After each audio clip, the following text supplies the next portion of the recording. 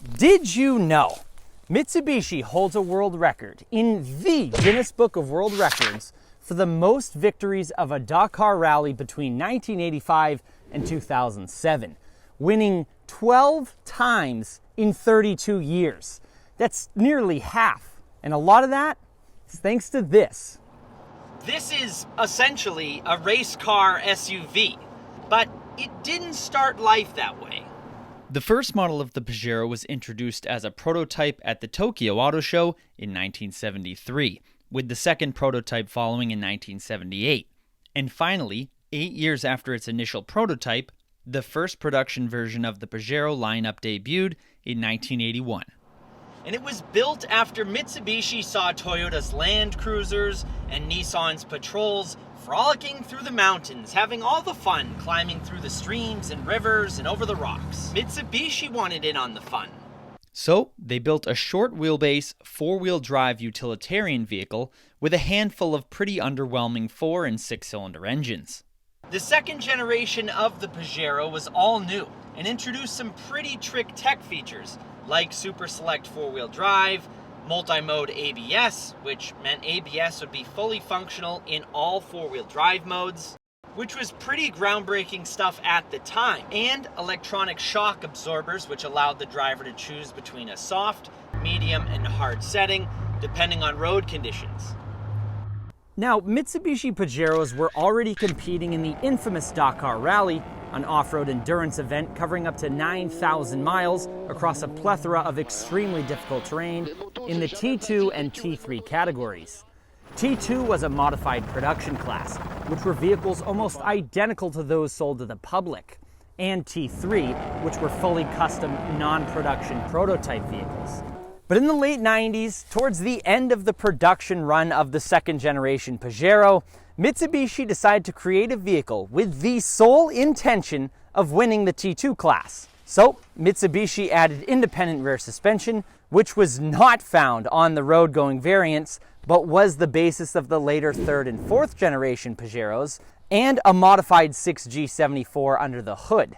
And now, a real animal was born. But in order to participate in some forms of motorsport, a car must be homologated in order to race, like the Plymouth Superbird, the Lancia Delta Integral, and the BMW E30 M3.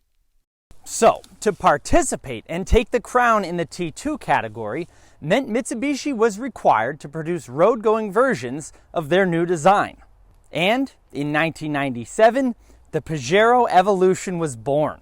Not only coming in first place in the T2 production class, it came in first place overall. Shizuka, the first Japanese to win the Dakar, and a historic top 4 places for Mitsubishi.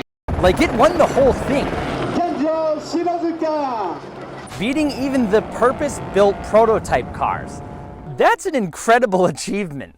The Pajero Evolution is based on the 3-door variant of the second generation Pajero, and it looks like it's doing 100 miles an hour over rocks while it's sitting still at the McDonald's drive-thru.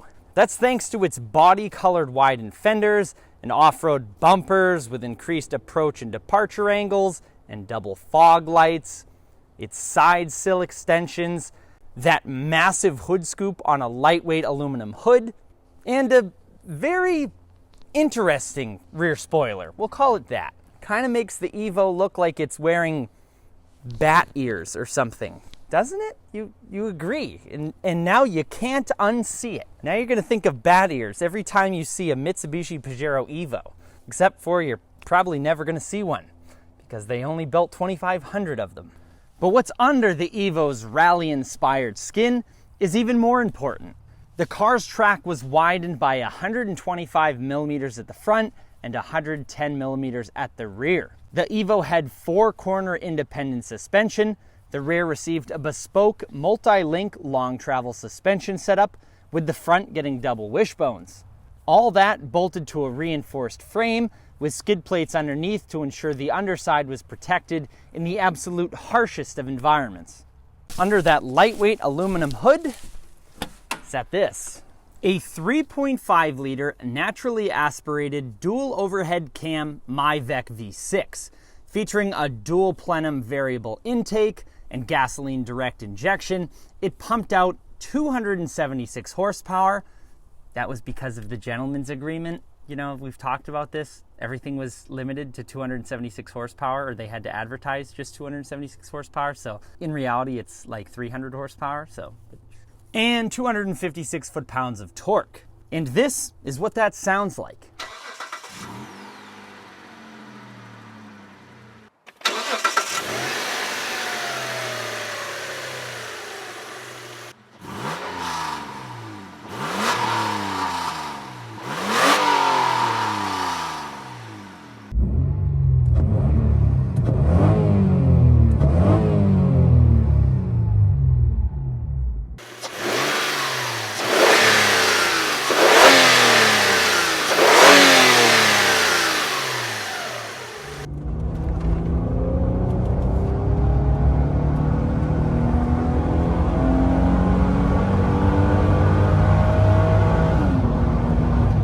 It could spin either the rear wheels or all four wheels through this 5-speed automatic transmission and 2-speed transfer case, which was pretty cool because you could shift into 4-wheel drive on the fly at speeds up to 62 miles an hour. And the interior here with its dual Recaro racing seats up front with their funky pattern give another indication that this thing was built to go fast.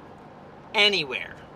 But it wasn't the fastest thing on the planet, don't get me wrong. It could hit 60 miles an hour in the 7 to 8 second range and hit a top speed of 130 miles an hour. And while many cars on the road can hit 130 miles an hour, very few can do that sort of speed on a loose surface. It's hard to describe how this thing drives on the road. It's difficult when this is like an off-road racing SUV and we're driving on regular roads, on pavement. This isn't the environment that it was built to tackle. It'd be like testing a snowmobile in a river. But it's very hard to accurately tell you how this thing handles because it's unlike anything I've ever driven. The suspension is wild the way it makes this little 2-door SUV handle. 3 doors, technically. It's like it has body roll, but it stays level all at the same time. I have no idea what I'm saying. It's wild. It feels almost like it has rear wheel steering. It feels like you're driving a trophy truck. It just...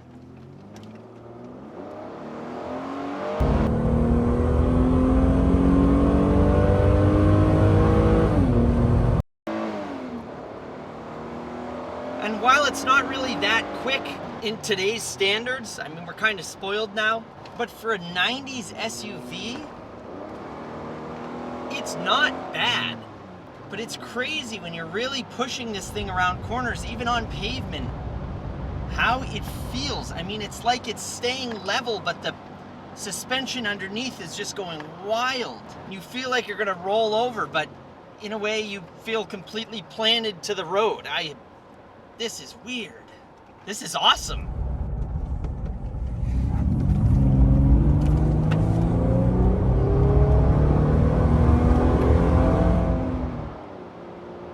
Two-door SUVs, especially from the 90s, they lean a ton, they're very unpredictable. I say this because I daily drive a two-door SUV from the 90s. It's so predictable and so controllable, it's nuts.